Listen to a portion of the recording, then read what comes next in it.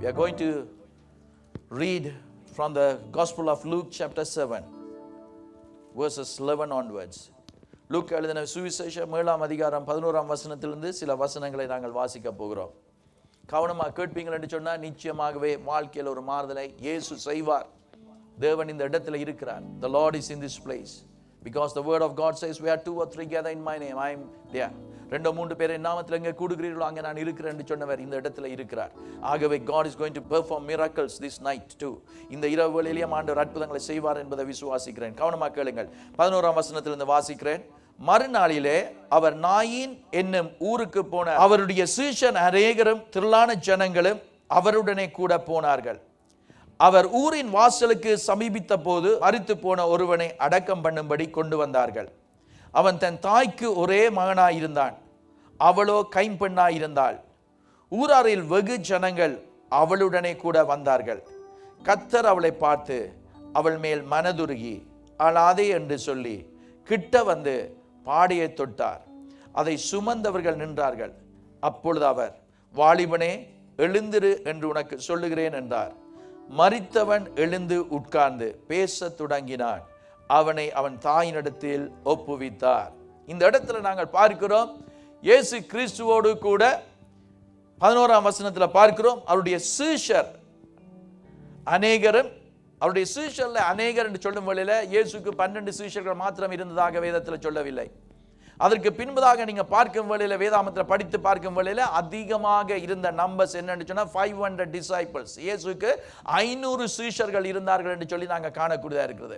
ஆகவே அதுல எத்தனை பேர் வந்தார்கள் இந்த இடத்துக்கு என்பது எங்களுக்கு தெரியாது. ஆனால் இந்த இடத்துல பார்க்கிறோம் அவருடைய சீஷர் அநேகரும் திரளான ஜனங்களும், மல்டிடியூட் ஆஃப் பீப்புள், அநேக ஜனங்களும் இயேசுவோடு கூட அங்க போய் கொண்டிருக்கிறார்கள். உங்களுக்கு தெரியும் இயேசுவோடு போகிறதுக்கு காரணம் என்னவென்று சொன்னால், ஒன்று மக்கள் தங்களுடைய பிரச்சனைகள் வியாதிகளிலிருந்து விடுதலை ஆக்கப்பட வேண்டும். அதுதான் ஒன்று. முக்கியமாக அங்கே அநேகருடைய சரணங்களில் இருந்து வியாதிகள் நீங்கினது. இயேசு அநேகரை தொட்டு குணப்படுத்தினார். இயேசுவை தொட்டவர்கள், இயேசுடைய வஸ்திரத்தை தொட்டவர்கள் சொஸ்தம் பெற்றார்கள் என்று வேத புஸ்தகத்தில் நாங்கள் பார்க்கிறோம். ஆகவே திரளான ஜனங்கள் இயேசுவோடு போய்கொண்டிருக்கிறார்கள். அது மாத்திரமல்ல, இதை பார்ப்பதற்கென்றே இன்னும் ஜனங்கள் வந்து கொண்டிருக்கிறார்கள். People wanted to see the miracles what Jesus was doing. இயேசு செய்து கொண்டிருக்கிற அற்புதங்களை பார்க்க வேண்டும் என்று சொல்லி ஒரு திரளான கூட்டம் வந்து கொண்டிருக்கிறது. இன்னும் அதிலேயும் ஏதாயிலும் பிழை கண்டுபிடிக்கலாம் என்று சொல்லுகிறவர்களும் நிச்சயமா வந்திருப்பார்கள் அந்த கூட்டத்தில். ஆகவே திரளான மக்கள் இயேசுவோடு கூட வந்து கொண்டிருக்கிறார்கள். அப்பொழுது இயேசுவோடு வந்து கொண்டிருக்கிற கூட்டத்தில் ஒரு சந்தோஷம், எப்பொழுதும் சந்தோஷமாக ஆரவாரத்தோடு அவர்கள் வந்து கொண்டிருப்பார்கள். கலக்கலப்போடு கூட இந்த கூட்டம் வந்து கொண்டிருக்கிறது. இப்பொழுது வேத புஸ்தகத்தில் பார்க்கிறோம் நாயின் என்னும் ஊருக்கு அவர் போய் கொண்டிருக்கிறார். இப்படி போய்கொண்டிருக்கும் வழியில 12ஆம் வசனத்தில் பார்க்கிறோம் அவர் ஊரின் வாசலுக்கு சமீபித்த போது மரித்து போற ஒருவனை அடக்கம் பண்ணும்படி கொண்டு வந்தார்கள். ஆகவே அடக்கம் பண்ண கொண்டு வரும் வேளையில, மரித்தவனை அடக்கம் பண்ண கொண்டு வரும் வேளையில துக்கத்தோடு கவலையோடு வேதனையோடு கூட இன்னும் சில ஜனங்கள் வந்து கொண்டிருக்கிறார்கள். அங்க சிலர் வந்து கொண்டிருக்கிறார்கள். என்ன, அங்க தூக்கி கொண்டு வருகிறார்கள் அடக்கம் செய்வதற்காக. அடக்கம் செய்வதற்காக கொண்டு வரும் வேளையில அவர்கள் அழுது கொண்டு வருகிறார்கள், துக்கத்தோடு வந்து கொண்டிருக்கிறார்கள். ஆனால் ஒரு கூட்டம் என்ன செய்கிறது, சந்தோஷத்தோடு வந்து கொண்டிருக்கிறது. இந்த வாசல் அண்டையில 2 கூட்டமும் ஒன்றை ஒன்று சந்திக்கிறது. இந்த பக்கத்தில் இருந்து பார்த்தால் இயேசுவோடு சந்தோஷமா வருகிறவர்கள் இருக்கிறார்கள், ஆரவாரத்தோடு வருகிறவர்கள் இருக்கிறார்கள். இந்த பக்கத்தில் இருந்து வருகிறவர்கள் துக்கத்தோடு கண்ணீரோடு அங்க வேதனையோடு கூட வருகிறதை நாங்கள் பார்க்கிறோம். 2 கூட்டமும் ஒன்றை ஒன்று சந்திக்கிறது என்பதை நாங்கள் கண்டுகொள்ளக்கூடியதா இருக்கிறது. இப்படி வரும் வழியில் என்ன நடக்கிறது என்று சொன்னால், இந்த செத்து போனவனை குறித்து வேத புஸ்தகம் சொல்லுகிறது, அவன் அங்கே ஒரு விதவையுடைய மகன் என்று சொல்லி பார்க்கிறோம். இந்த தாய்க்கு புருஷன் இல்லை, புருஷன் இறந்து விட்டார். இப்பொழுது இவள் தனியா இருக்கிறார். அவளுக்கு வேத புஸ்தகம் சொல்லுகிறது ஒரே மகனாயிருந்தான், ஒரே மகன். ஆகவே யோசிச்சு பாருங்க, அங்க புருஷனை இழந்து விட்டு இவளுக்கு எவ்வளவு வேதனையா இருக்கிறது, எவ்வளவு துக்கத்தோடு இருந்திருப்பாள். ஆனால் அவளுக்கு ஒரு நம்பிக்கை இருந்திருக்கும். என்ன தெரியுமா, என்னுடைய மகன் அவன் என்னை பார்த்து கொள்ளுவான், அவன் வளர்ந்து வரும் வேளையில என்னை கவனிப்பான். ஆகவே அவனுக்கு நான் செய்யக்கூடியது எல்லாம் செய்யலாம் என்று சொல்லி அவ அநேக காரியங்களை அந்த மகனுக்கு சேர்ப்பான். அவருடைய நம்பிக்கை முழுவதும் அந்த மகன்ல இருந்திருக்க கூடும். ஏனென்று சொன்னால் என்னுடைய வாழ்வில துக்கம் ஏற்பட்டது உண்மைதான். என்னுடைய புருஷன் இறந்து விட்டார், ஆனால் நல்லதா போய்விட்டதே, எனக்கென்று ஒரு மகன் இருக்கிறானே, என்னுடைய மகன் என்னை பார்ப்பான் என்று சொல்லி இவள் சில வேளையில அவிதமாக நம்பிக்கையோடு கூட இருந்திருப்பாள். ஆனா என்ன நடக்கிறதுன்னா, வேத புஸ்தகத்துல நாங்கள் பார்க்கிறோம் என்னவென்று சொன்னால், இந்த மகன் வாலிபன் அவன் திடீரென்று அவன் மரித்து விடுகிறான். யோசிச்சு பாருங்க, எங்களுடைய நம்பிக்கை இதுதான் நம்பிக்கை என்று சொல்லி இருக்கிற அந்த காரியம் எங்களை விட்டு போன உடனே எவ்வளவு வேதனையா இருக்கும். யோசிச்சு பாருங்க, அவளுக்கு அது ஊன்றுகோலாக இருந்திருக்கும். ஒரு ஊன்றுகோல் போல அங்க அதுல முழுமையாக தாங்கி நிற்கக்கூடிய விதத்துல அவன் இருக்கும் அந்த தடி. யோசிச்சு பாருங்க, ஒரு முடவன் நடக்க முடியாமல் இருப்பதற்கு அவனுக்கு ஒரு தடி கொடுத்து அதன் உதவியோடு நடக்கிறான். ஆனா திடீரென்று சொல்லி அந்த தடி முறிந்து விட்டால் அது அவனுக்கு தாங்கி நடக்கிறதுக்கு இனி அவனுக்கு உதவி இல்லாமல் இவ்வளவு கஷ்டப்பட்டுவான். அதே போல அதை விட மோசமான நிலைமை. தடி என்றாலும் இன்னொன்று வாங்கலாம், ஆனால் இங்கேயோ மகன் இறந்து விட்டான், இனிமேல் இந்த வாழ்க்கையில் என்ன நடக்க போறது என்ற ஒரு வேதனையோடு கூட அவள் அங்கே வருகிறதை பார்க்கிறோம். இனிமேல் என்னை யார் பார்க்க போகிறார்கள், நான் நம்பி இருந்த என்னுடைய மகனும் போய்விட்டானே, இனிமேல் நான் ஏன் வாழ வேண்டும் என்று சொல்லி அவள் சிலவளை யோசித்திருப்பாள். நானும் மறித்திருக்கலாமே, நான் என்ற மகன் வாழ்ந்திருக்கலாமே, நான் செத்து போயிருக்கலாமே என்று பல எண்ணங்கள் அவளுடைய மனதுக்குள்ள ஓடி இருக்கலாம். அருமையான தேவனுடைய பிள்ளைகளை, இந்த இடத்துல கூடிக்கொண்டிருக்கிற உங்களுடைய வாழ்க்கையில சில வேளைகளை வித்தியாசமான வேதனைகள், வித்தியாசமான சூழ்நிலைகளுக்கூடாக, கஷ்டங்களுக்கூடாக நீங்க போய்கொண்டிருக்கலாம். சில வேளைகளை எனக்கு இந்த உலகத்தில் எனக்கு இருக்க விருப்பம் இல்லை, இது ஒரு நரகம் போல இருக்குது என்று சில வேளைகள் நீங்க சொல்லலாம். நாங்கள் சில நேரம் மக்களோடு பேசும் வழியில் அவர்கள் சொல்லுகிறார்கள், கனடாக்கு நாங்கள் வந்துருது உண்மைத்தான், ஆனால் கனடாவில் இருக்க எங்களுக்கு விருப்பம் இல்லை, மீண்டும் நாங்கள் போறோம் இலங்கைக்கு என்று சொல்லுகிறவர்கள் சொல்லுகிறார்கள், இங்க வந்து நாங்கள் கூட்டுக்குள்ள அடைக்கப்பட்டது போல இருக்கிறோமே, அவர்களுக்கு வெறுப்பா இருக்குது. அருமையான தேவனுடைய பிள்ளைகளே, இந்த இடத்துல நாங்கள் நன்றாக வெளிக்கிட்டு தான் வந்திருக்கலாம், ஆனால் எங்களுடைய வாழ்க்கையில வேதனை இருக்கலாம், கஷ்டங்கள் இருக்கலாம், ஒருவருக்கும் சொல்லாத முடியாத சில துக்கங்கள் எங்களுடைய வாழ்க்கையில எங்களை ஆட்கொண்டு கொண்டு இருக்கலாம். அதிலிருந்து விடுதலை பெற முடியாமல் என்ன செய்ய தெரியாம சில வேளைகள் நாங்கள் அழுது கொண்டு இருக்கலாம். எனக்கு ஒரு விடுதலை கிடைக்காதா, என்னுடைய வாழ்க்கையில இப்படி நெடுகளும் போராடி கொண்டிருக்க வேணுமா, எவ்வளவு கஷ்டம், வேலைக்கு தேடி பார்த்தால் வேலை இல்லையே, என்ன செய்ய, பணம் இல்லையே, கடன்காரன் எப்பொழுதும் கடன் கேட்டுக்கொண்டிருக்கிறானே, கடனை கட்டி முடிக்க முடியாத ஒரு சூழ்நிலை, இலங்கையிலிருந்து கூப்பிட்டு கொண்டிருக்கிறார்கள், இந்தியாவிலிருந்து கூப்பிடுகிறார்கள், உதவி செய்யுங்கள் என்று. நான் எப்படி உதவி செய்ய முடியும், இதை விட நான் மறித்து விட்டால் நல்லது என்று சில வேளைகளில் யோசித்திருக்கலாம். அருமையானவர்களே, இந்த இரவு வேளையில இந்த தாயாருடைய வாழ்க்கையில நடந்த நன்மையான காரியத்தை நாங்கள் வாசித்து பார்க்கும் வேளையில அதே நன்மையான காரியத்தை உங்களுக்கு இயேசு செய்வார் என்பதில் சந்தேகம் கிடையவே கிடையாது. அவள் அங்க போய்கொண்டிருக்கும் வேளையில இயேசு அங்க வந்து என்ன செய்கிறார் என்றால், வசனத்தை பார்க்கும் வேளையில 13ஆம் வசனம், கர்த்தர் அவளை பார்த்து அவள் மேல் மனதுருகினார் என்று சொல்லி பார்க்கிறோம். இயேசு இந்த இரவு வேளையில இந்த இடத்துல இருக்கிறார் என்பதில் சந்தேகம் கிடையவே கிடையாது. எப்படி உங்களுக்கு தெரியும் என்று நீங்க கேட்டால், வேத புஸ்தகம் உண்மை என்பதை நான் விசுவாசிக்கிறேன். ஏனென்றால் இது கடவுளுடைய வார்த்தை. ஆகவே கடவுளுடைய வார்த்தை சொல்லி இருக்கிறது, 2-3 பேர் என் நாமத்தில் எங்க கூடுகிறீர்களோ அங்கே நான் இருக்கிறேன் என்று வாக்குத்தத்தம் பண்ணவர் பொய்யுரையாத இயேசு இந்த இடத்துல இருக்கிறார். அவர் ஆவியா இருக்கிறார். ஆகவே அருமையான தேவனுடைய பிள்ளைகளே, இந்த இரவு வேளையில இயேசு அன்றைக்கு அந்த ஸ்திரீ மேல் மனதுருகினவர் இன்றைக்கு எங்கள் மேல அவர் மனதுருக்க முடியவராக இருக்கிறார். அவர் மாறாத கர்த்தர். அவருடைய வாழ்க்கையை வாசித்து படித்து பார்க்கும் வேளையில இயேசு இந்த உலகத்தில் இருக்கும் வேளையில மனுக்குலத்தின் மேல் எவ்வளவு மனம் உருகினார் என்று சொல்லி பார்க்கிறோம். எத்தனை பேரை பார்த்து அவர் வேதனைப்பட்டு அவர்களுக்கு உதவி செய்தார் என்று சொல்லி பார்க்கிறோம். திரளான ஜனங்கள் அவருடைய வரும் வேளையிலே அவர்களையும் பார்த்து மனதுருகினார் என்று வேத புஸ்தகம் சொல்லுகிறது.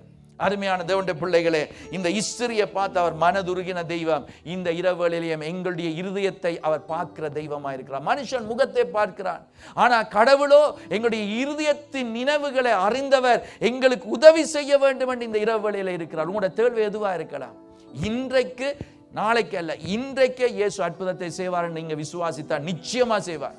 If you will believe that the Lord Jesus Christ will perform a miracle tonight, he will surely do it. நீங்க விசுவாசிக்க வேண்டும். You have to have that kind of faith. அந்த விசுவாசம், இயேசு if he can do for this woman, he will do it for me. இந்த ஸ்திரீக்கு அவர் செய்வார் என்றால் எனக்கு அதை நிச்சயமா செய்வார். அவ்விதமா விசுவாசித்தால் ஆண்டவர் நிச்சயமா தான் செய்ய போறார்.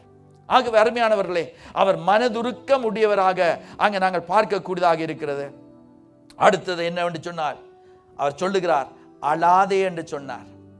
வேறு ஒன்றும் சொல்லவில்லை. அந்த ஸ்திரியோடு வேறு எதுவும் கதைக்கவில்லை. அவள் அழுது கொண்டே இருந்தாள். யோசிச்சு பாருங்கள். அவர் சொல்லுகிறார், இந்த கூட்டத்தில் இருந்து அவர் நேரடியாக அந்த தாயை பார்த்து அழுகிறவர்களுக்குள்ள அவருக்கு தெரிந்தது, இந்த ஸ்திரி தான் தாய். அந்த ஸ்திரியை அங்கே கண்டுபிடித்த அதே தெய்வம் இந்த இரவுகளில் உங்கள் ஒவ்வொருவரையும் தனிப்பட்ட முறையில் அறிந்தவராக இருக்கிறார். அவர் உங்களுடைய உள்ளத்தை அவர் பார்க்கிறவராக இருக்கிறார். தனியாக வந்து உங்களோடு தனிப்பட்ட முறையில் பேசுவதற்கு ஆயத்தமாக இருக்கிறார். இந்த இரவுகளில் அருமையானவர்களே, அங்கே சொல்லுகிறார் அழாதே என்று சொன்னவர் இந்த இரவுகளிலே அவர் சொல்லுகிறார், உங்களுக்கு இனி நீங்கள் அழுது கொண்டிருக்க அவசியம் இல்லை. உங்களோட வாழ்க்கையில் எத்தனையோ வேதனைகளுக்கு கூட போய் கண்ணீர் வடித்து கொண்டிருந்தால் இந்த இரவுகளில் இயேசு சொல்லுகிறார், உங்கள் ஒவ்வொருவருக்கும் தெளிவாக சொல்லுகிறார், நீ இனி கவலைப்பட அவசியம் இல்லை, அழ அவசியம் இல்லை, கண்ணீர் வடிக்க அவசியம் இல்லை. இயேசு என்ன செய்கிறார்? கிட்ட வந்து பாடியை தொட்டார் என்று சொல்லி பார்க்கிறோம். அதை சுமந்தவர்கள் நின்றார்கள். அந்த பாடியை தொட்ட உடனே அங்க நின்றவர்கள், அங்க சுமந்து கொண்டு போனவர்கள் நின்றார்கள். யோசிச்சு பாருங்கள். அந்த சில வேளைகளில் ஒரு பெட்டியில வைத்திருக்க கூட இருக்கலாம். சில வேளையில் அந்த பெட்டி திறந்ததா இருந்திருக்க கூடும். ஆனால் அதை அதை கொண்டு போறவர்கள் உடனே நின்று விடுகிறார்கள். நின்ற உடனே இயேசுவை குறித்து நாங்கள் பார்க்கும் வேளையில் அவர் என்ன செய்கிறார்? அவர் வாலிபனே எழுந்திரு என்று உனக்கு சொல்லுகிறேன் என்றார். அவர் சொன்ன ஒரு காரியம் என்ன? வாலிபனே எழுந்திரு, அவ்வளவுதான் சொன்னார். அங்க வந்து என்னது, என்ன நடக்குது, எப்படி இருக்குது என்று கத்தி குளறி ஒன்றும் செய்யவில்லை. அவர் சொன்னார், வாலிபனே எழுந்திரு என்று நான் உனக்கு சொல்லுகிறேன். அவருடைய வார்த்தையில வல்லமை இருக்கிறது. அது கிரியேட்டிவ் பவர் உடையது. அது அங்க நிச்சயமாகவே அது செயல்படக்கூடிய விதத்தில் மரித்து போன மனுஷன், அவனுடைய ஆவி அவனை விட்டு போய்விட்டது. ஆனால் அவனை பார்த்து ஆண்டவர் பேசுகிறார், வாலிபனை எழுந்திரு என்று உனக்கு சொல்லுகிறேன் என்றார். வசனங்களை வாசித்து பார்க்கும் வேளையில அந்த மகன் இறந்ததை குறித்து வேத புஸ்தகத்தில் பார்க்கும் வேளையில அந்த தாயுடைய வேதனை மிகவும் அதிகமாக இருந்திருக்கும். யாராயிலும் உங்களுடைய குடும்பத்தில் மிகவும் அருமையானவர்கள் இறந்தவர்களாக இருந்திருப்பார்கள் என்றால் உங்களுக்கு தெரியும் எவ்வளவு நீங்க வேதனைப்பட்டீர்கள் என்று சொல்லி. அருமையான தேவனுடைய பிள்ளைகளே, சகரியாவின் புஸ்தகம் 12ஆம் அதிகாரம் 10ஆம் வசனத்தில் பார்க்கிறோம்.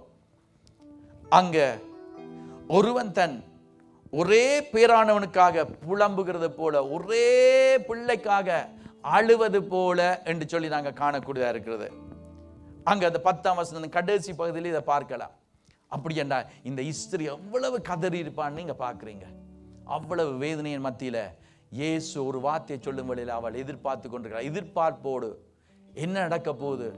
She was expecting something to happen. She didn't know who he was. She would have not known who he is. அவர் யார் என்பதை தெரியாமல் இருந்திருக்கலாம். ஆனால் ஏதோ அவர் நிப்பாட்டுகிறாரே, ஒரு கூட்டம் வருகிறதே, இவர் யார் என்று சொல்லி அவங்க பார்க்கும் வேளையில அவர் பேச ஆரம்பிக்கிறதை பார்க்கிறோம். சொல்றான், woman cry not, weep not, அழாத, கண்ணீர் வடிக்காத, துக்கப்படாத. அங்க சொல்லுகிறார். சொல்லிவிட்டு என்ன செய்கிறார்? வாலிபனை எழுந்திரு என்று சொன்ன உடனே பாருங்கள் 15ஆம் வசனத்தில் பார்க்கிறோம், மரித்தவன் எழுந்து உட்கார்ந்தான். யோசிச்சு பாருங்க, மரித்தவன் எழுந்து உட்கார்ந்தான். இப்ப இதை வாசித்து படிக்கும் வேளையில வடிவாயெல்லாம் கேட்டுக்கொண்டிருக்கிறார். ஒரு செத்த வீட்டுக்கு போயிருக்கிறீங்க, நீங்க அங்க போயிட்டு அங்க செத்த ஒரு அந்த அந்த சடலத்தை பார்த்து, அப்பா அல்லாட்டா அங்கிள் என்ன மை டி ஃப்ரெண்ட் என்று சொல்லி நீங்க கூப்பிட்டு, என்ன விட்டுட்டு போயிட்டியே என்று சொல்லி அவர் டக்குன்னு வாயை திறந்து டோன்ட் கிரை டோன்ட் வரி என்ன செய்வீங்க? நீங்க போயிடுவீங்க.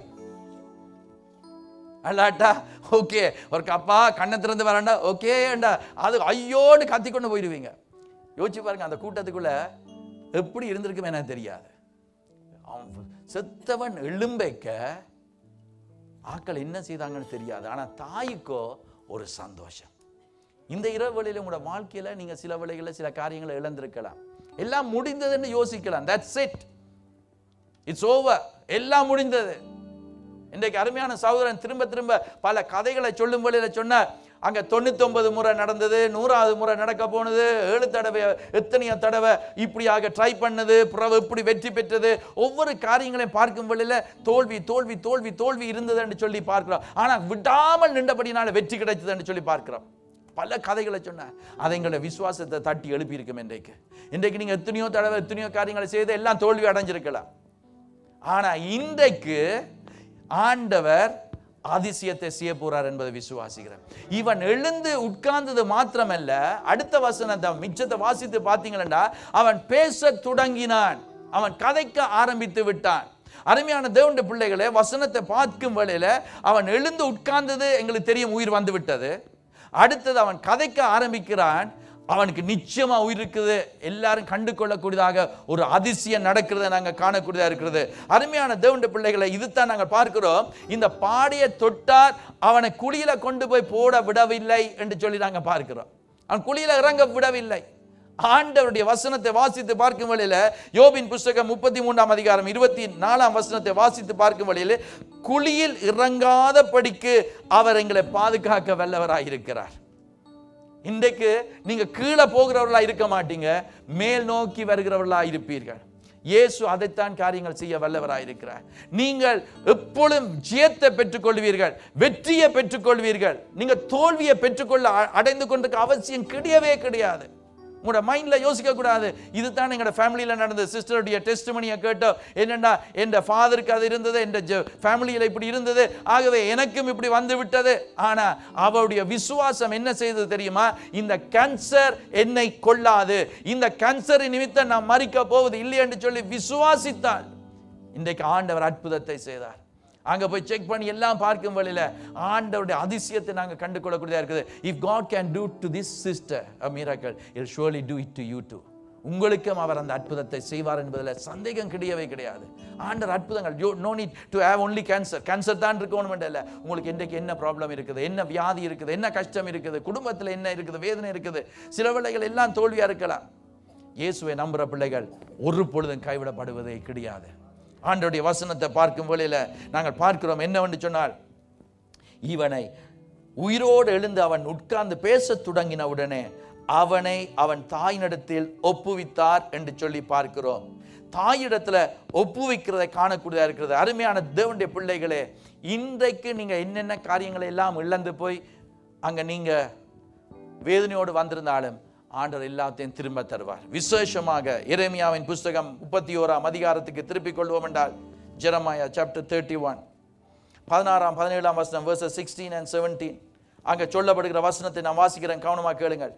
நீ அழாதபடிக்கு உன் சத்தத்தை அடக்கி, நீ கண்ணீர் விடாதபடிக்கு உன் கண்களை காத்துக்கொள் என்று கர்த்தர் சொல்லுகிறார். இன்றைக்கு இந்த இரவு வேளையில ஆண்டவர் எங்கள் ஒவ்வொருவருக்கும் தனிப்பட்ட முறையில சொல்லுகிறார், நீ அழ அவசியம் கிடையவே கிடையாது, நீ கண்ணீர் வடிக்க அவசியம் இல்லை. அற்புதங்கள் அவர் செய்வார். அவர் சொல்ல ஆகும், அவர் கட்டளையிட நிற்கும். மிரக்கிள்ஸ் ஆண்டவர் செய்வார். நீங்க விசுவாசித்தால் நிச்சயமா இன்றைக்கு கண்டு கொள்ளுவீர்கள். அருமையானவர்களே, அடுத்ததாக நாங்கள் பார்க்கிறோம், உன் கிரியைக்கு பலன் உண்டு என்று கர்த்தர் சொல்லுகிறார். அவர்கள் சத்ருவின் தேசத்திலிருந்து திரும்பி வருவார்கள். பிசாசானவன் எல்லாவற்றையும் எடுத்திருந்தாலும் உங்களுடைய குடும்பத்தில் பிரச்சனைகளை ஏற்படுத்தி, புருஷன் மனைவிக்கு இடையில, பிள்ளைகளுக்கு பெற்றாருக்கு இடையில, சகோதர சகோதரிகளுக்கு இடையில, இனத்தவர்களுக்கு இடையில, சிநேகர்களுக்கு இடையில பிரச்சனைகளும் பிளவுகளும் ஏற்பட்டிருந்தாலும் ஆண்டவர் எல்லாவற்றையும் திரும்ப தர வல்லவராயிருக்கிறார். இழந்து போனதை ஆண்டவர் எங்களுக்கு இன்றைக்கு பெற்றுக்கொள்ள கிருபை அளிப்பார். உன் முடிவை பற்றி உனக்கு நம்பிக்கை உண்டு. முடிவு தோல்வியாக இருக்க போறது இல்லை, சந்தேகத்தோடு இருக்க அவசியம் இல்லை. என்றைக்கு ஆண்டவர் பேசுகிறார், உன் பிள்ளைகள் தங்கள் தேசத்துக்கு திரும்பி வருவார்கள் என்று கர்த்தர் சொல்லுகிறார் என்றால், திரும்பவும் உங்களுடைய குடும்பத்துக்குள்ளே உங்களுடைய பிள்ளைகள் அவர்கள் வரக்கூடியதாக, தாய் தாப்பனை கனப்படுத்தக்கூடியதாக, நித்திய ஜீவனை பெறாத பிள்ளைகள் நித்திய ஜீவனை பெற்றுக்கொள்ளக்கூடியதாக இயேசு இந்த இரவுகளில் செய்வார் என்பதை நான் விசுவாசிக்கிறேன். இன்றைக்கு அருமையானவர்களை கர்த்தர் இங்கே இருக்கிற நாம் அனைவரோடும் பேசுகிறார் என்பதை நான் விசுவாசிக்கிறேன். யார் இந்த இயேசு? யார் இந்த கடவுள்? பல கடவுள் இருக்கிறார்கள் என்று சொல்லுகிறார்கள். ஆனா எந்த ஒரு மனுஷன் இடத்துல ஒரு கேள்வி கேட்டா ஒரே ஒரு கடவுள் இருக்கிறார் என்று சொல்லுவார்கள். ஆனா அந்த கடவுள் யார் என்பது அநேகருக்கு தெரியாத நிமித்தமாக பல பல விதங்கள்ல பலரை பேர் சொல்லி சொல்லி சொல்லி அவர்கள் வணங்கி கொண்டிருக்கிறார்கள். ஒரு அற்புதம் நடந்தோட இவர் தெய்வம் என்று யோசித்து விடுகிறார்கள். ஆனால் கடவுள் மாம்சத்தில் வந்தவர் தான் இயேசு கிறிஸ்து. ஒரே ஒரு கடவுள். யார் அந்த கடவுள்? இயேசு இந்த உலகத்துக்கு ஏன் வந்தார்? எங்கள் மேல் அன்பு கூர்ந்தது நிமித்தமாக. அவர் ஏன் வந்தார்? நான் நீங்களும் கெட்டு போய் பாவத்தில் அழிந்து நரகம் போக கூடாது. நரகம் என்பது பிசாசுக்கு வேண்டிய தூதர்களுக்காக ஆயத்தம் பண்ண இடம். அந்த இடத்துக்குள்ள மனுஷன் தன்னை விருப்பப்படி பாவத்தில் அழிந்து அங்க போக கூடாது.